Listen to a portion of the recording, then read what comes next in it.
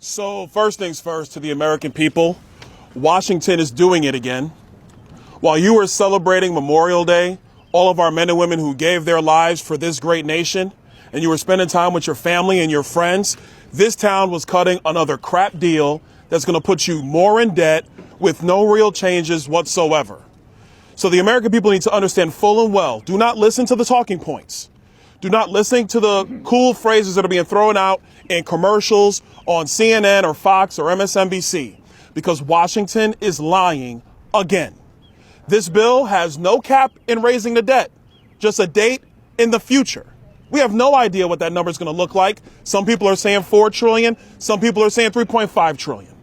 This bill in year one might cut $12 billion if you just want to be generous.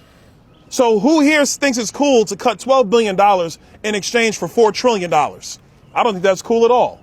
This bill actually keeps the Biden baseline intact for the federal agencies. The Republicans in Congress have been saying for months that we need to get back to pre-COVID spending levels. This bill canonizes post-COVID spending levels brought to us by Joe Biden and the Democrats. This bill keeps all of Joe Biden's policy, all of Joe Biden's spending intact.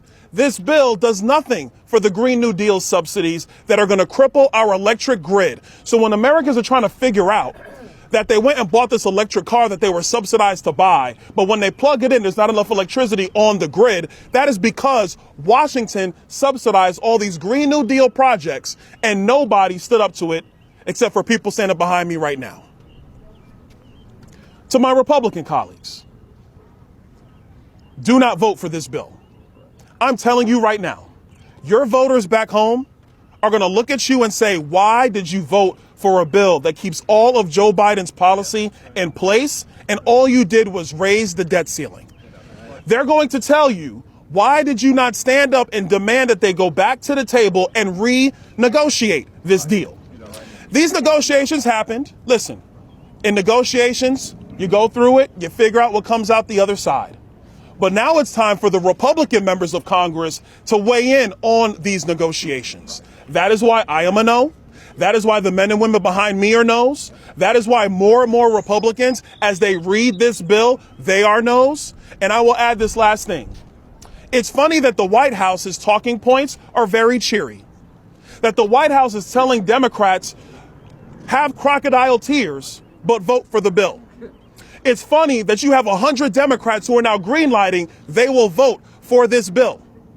You know why they're going to do that? Because none of their policy is changed and they get to keep all of their spending.